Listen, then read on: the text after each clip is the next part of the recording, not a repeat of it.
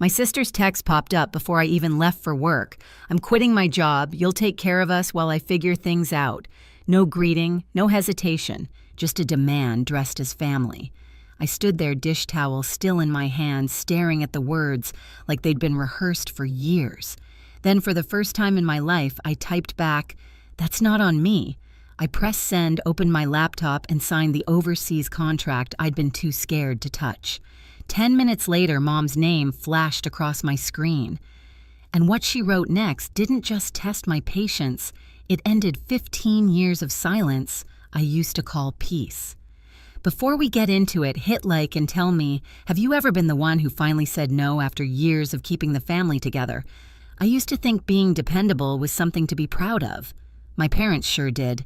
At every family dinner, Mom would lift her glass and say, "To Lily, the one who keeps this family running." Everyone would laugh, but I knew what it meant, the one who pays for everything. From the outside, we looked perfect. A neat suburban house, roast chicken in the oven, football humming on TV. Inside, every smile had a price tag. Mom's little reminders about Jenna's bills. Dad's quiet nod toward me when the check came.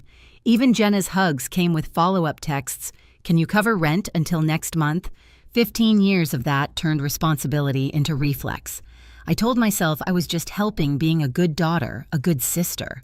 But the truth, I was their safety net, and no one ever asked if I could afford to break. Jenna was always the dreamer. She'd bounce from one creative project to another, posting quotes about freedom while her phone bill hit my account. Mom defended her like it was a sacred duty. "She just needs support right now, honey. You're the stable one." Stable. That word used to sound flattering. Now it just felt like a cage with wallpaper. Michael, my boyfriend, saw through it before I did. One night he said, "You know they love you because it's convenient, right?" I laughed it off then, but his words stuck quiet and sharp like a splinter. The last dinner before everything cracked was textbook Pierce family theater. Jenna breezed in 20 minutes late wearing a designer coat that could have paid my utilities. Mom cooed, "You've had such a hard week," while I poured the wine and pretended not to exist. Dad grunted approval. I smiled through the heat crawling up my chest.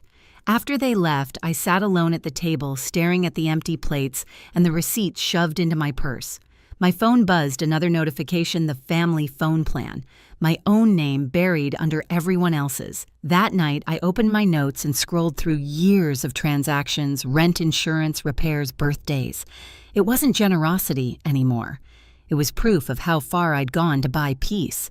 I closed the app, leaned back in the chair, and whispered into the quiet kitchen, "How much longer am I supposed to hold this family together?" And somewhere deep down, a voice I'd ignored for years finally answered, "You don't have to." It started with another Sunday dinner that felt like déjà vu, same table, same silence, same performance. Jenna had quit her latest job to focus on her mental health, and Mom treated it like an act of bravery. "That takes courage, sweetheart," she said, eyes glassy with pride. I stared at my plate. Last year, when I took one sick day for exhaustion, she called me dramatic. Jenna twirled her fork, smiling, as her boyfriend Caleb leaned back, smirking. "She's building her brand," he said. "You wouldn't understand Lily. You're more corporate." The way he said corporate made it sound like a disease. I wanted to ask if brand meant me paying her bills again, but I bit my tongue. After dinner, Mom cornered me by the sink, lowering her voice like she was delivering state secrets. "Your sister's going through a hard time. You can help a little longer, right? Help the word that had become my leash." I nodded the same way I always did, because fighting never changed anything. That night, I lay in bed scrolling through my notes. The list of payments glared back at me. Car insurance, rent, phone plan. My own handwriting looked like evidence in a crime I kept committing against myself. Michael texted, "You okay?" I typed. "Just tired," then deleted it. He called instead. "You're not just tired," he said softly. "You're being drained." "I can handle it," I whispered. "Handling it isn't living." The line went quiet after that, but his words stayed. 2 weeks later, the real crack came. It was early after 8:12 a.m., sunlight slanting through the blinds, my laptop open, coffee cooling beside me. My phone buzzed once, twice, then a third time. I glanced down. A text from Jenna. "I'm quitting my job. You'll take care of us while I figure things out." No greeting, no explanation, just expectation. I froze. For a second, my brain reached for old reflexes, calculate, adjust, fix. But something inside me shifted small and seismic. I wiped my hands on a dish towel, stared at the screen, and typed 4 words that didn't feel like mine until I hit send. That's not on me.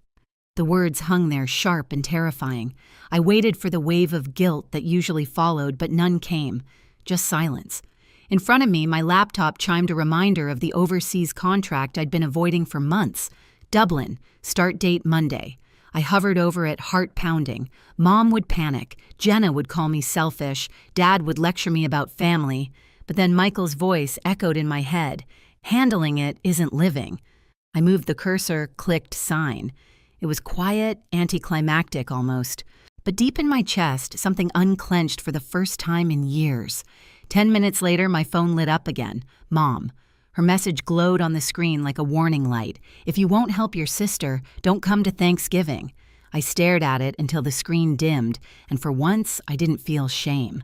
I felt something dangerously close to peace. I used to think silence meant punishment, that if my mother wasn't speaking to me, I must have done something wrong. But that morning, when her message came, if you won't help your sister, don't come to Thanksgiving, the silence that followed didn't hurt. It felt clean. I set my phone down and just listened to the hum of the fridge. No shouting, no guilt trip, no demands. For the first time in years, the quiet belonged to me. Then I turned to my laptop. The Dublin contract still sat open from the night before, waiting like a dare. Housing included relocation, covered start date Monday. Every excuse I'd made, Mom will panic. Jenna will crumble, sounded childish now. I clicked confirm. It didn't feel triumphant. It felt still, like stepping into a room where the air finally fit my lungs. Then I opened my banking app. The list of recurring payments I'd ignored for years filled the screen: family phone plan, Jenna's insurance, electric bill for my parents' house. My thumb hovered over cancel and trembled just once. Then one by one, I began to cut the ties. Cancel, remove, deactivate. Each click landed like a heartbeat, steady and final. I half expected lightning to strike or Mom to appear at my door, but the apartment stayed quiet. The only sound was my own breathing. A voicemail arrived from Aunt Rose midway through the process, her voice syrupy sweet, every word sharpened with guilt. Sweetheart family gives and receives. Maybe you can give a little more this season. God will bless you back tenfold. I deleted it without listening to the end. By afternoon, I drafted something new exit plan. It wasn't dramatic, just bullet points. Remove name from phone plan. Unlink Jenna's car insurance. Cancel utilities tied to parents' address. Freeze shared credit line. Transfer savings. I stared at the list, the weight of it both terrifying and exhilarating. Michael called that evening. You did it, didn't you? I think so, I said. I finally said no. He paused. You didn't say no, Lily. You said yes to yourself. When we hung up, I sat on the floor, surrounded by the quiet hum of appliances, the smell of coffee gone cold, and a strange growing sense of control. I'd always imagined freedom would roar, but it didn't. It whispered. That night, I packed a small suitcase, passport, work clothes, a photo of me and Michael at the lake. Everything else could stay. At 6:47 p.m., my phone buzzed again. Mom, family meeting tonight, 7 sharp. Then you will be here. I stared at the screen, then typed back simple and calm, I won't. At 6:52 p.m., the doorbell rang. For a moment, I didn't move. The sound echoed through my apartment, sharp and insistent, cutting through the quiet like a warning. When I checked the peephole, Dad was standing there, work shirt still buttoned, face flushed, jaw set like granite. Open the door, Lily, he said, his voice low. Don't play games. I kept my hand on the lock. I'm not. He muttered something about disrespect, about how I'd been different since getting that new job offer. Then his footsteps faded, leaving only silence and the faint hum of the hallway lights. I leaned my forehead against the door and exhaled. They weren't coming to talk. They were coming to win. An hour later, my phone buzzed again. FaceTime. Family meeting. For a second, I considered ignoring it, but a colder part of me wanted to see them, wanted to finally stop pretending. I pressed accept. The screen lit up. Mom was in the kitchen, arms crossed, apron still on. Dad sat at the table beside her beer bottle, half empty. Jenna was next to him, eyes puffy but perfectly framed in the camera. Caleb hovered behind her, scrolling on his phone, smirking like it was all a show. Mom's voice came soft, rehearsed. "Can we please talk like adults?" I forced a small smile. "That's what I've been doing." Jenna jumped in. "You embarrassed us, Lily. You made me look like a beggar." I kept my voice even. "You sent a demand." I declined. Her lower lip trembled, the same move she'd used since we were kids. "You don't believe in me. You never have." "That's not true," I said quietly. "I believed you'd grow up." Caleb laughed under his breath. "She's so uptight. No wonder you're single half the year." My eyes flicked to him. "Do you even hear yourself?" He shrugged. "Just a joke." Mom's patience snapped. "Enough, Caleb." Then she turned to me, voice sharpening. "Your sister's business could change her life. She just needs someone responsible on paper." Dad leaned forward, hands clasped like he was negotiating a deal. "It's not even risky. A small loan. $150 tops. You'll co-sign, that's all." I repeated the words slowly, like tasting something bitter. "You're asking me to guarantee a $150,000 loan for someone who quit her job last week?" Mom's tone hardened. "Don't be dramatic. We raised you better than this." That was it. The click. The sound in my head when something finally breaks, but not loudly. Quietly. Cleanly. I took a deep breath. "You didn't raise me to say yes," I said. "You raised me to survive saying no." Silence. Real silence. The kind that fills a room and presses against your ribs. Dad's face flushed red. "Watch your tone." "I am," I said evenly. "It's calm." Mom's eyes narrowed. "So that's it. You're walking away from your family. I'm walking away from being your financial plan." Jenna's voice cracked. "You're punishing me for being different." "No," I said. "I'm setting boundaries. There's a difference." Her eyes filled again. "You think you're better than us?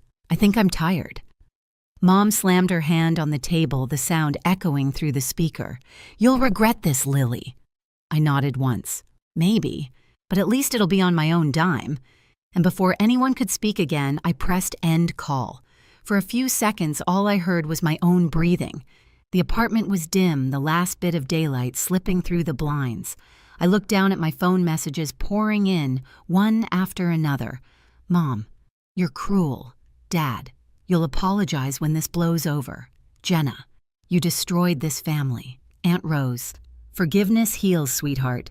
God sees your heart." I turned the phone face down. The silence that followed wasn't empty, it was sacred. Then I opened the file labeled Exit Plan. Checked every box, removed from phone plan. Unlinked insurance, canceled utilities. Closed credit line. Booked flight. By the time the clock hit midnight, there were 43 missed calls blinking on my screen. None from Michael. He knew. At 12:07 a.m., the phone rang again. This time I answered. "Hey." His voice came softly. "You sound lighter." "I think I'm just done," I said.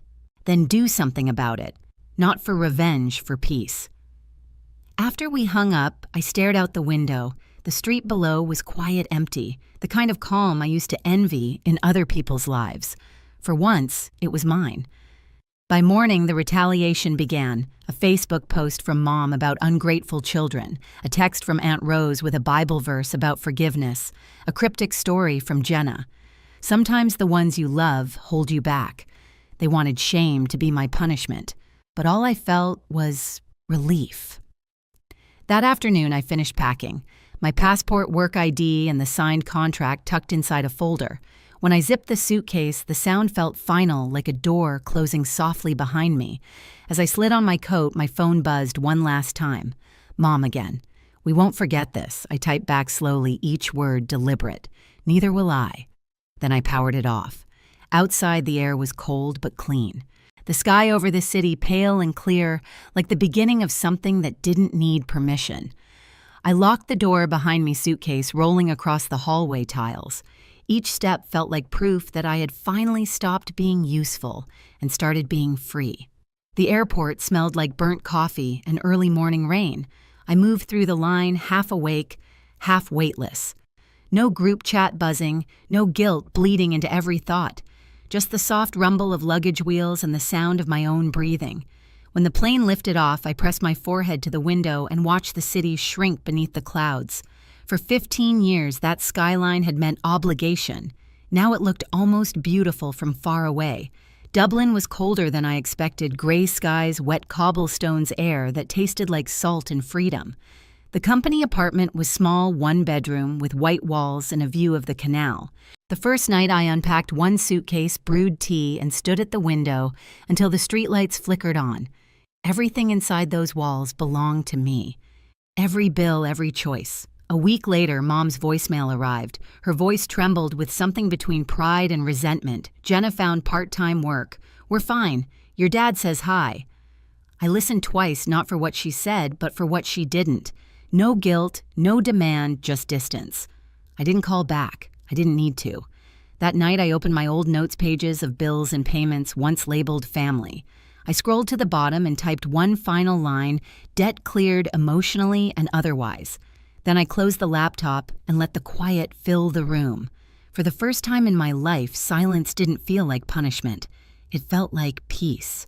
Sunday morning light spilled across the table, catching the steam from my coffee. No buzzing phone, no new demands, just quiet. I thought about the first message that started it all. "You'll take care of us while I figure things out." Maybe once I would have out of habit or fear, but not anymore. I smiled at my reflection in the window, the city unfolding behind me like a clean slate. Real love doesn't drain you, it steadies you. If you've ever chosen peace over guilt, share your story below. You're not alone. And don't forget to subscribe for the next story.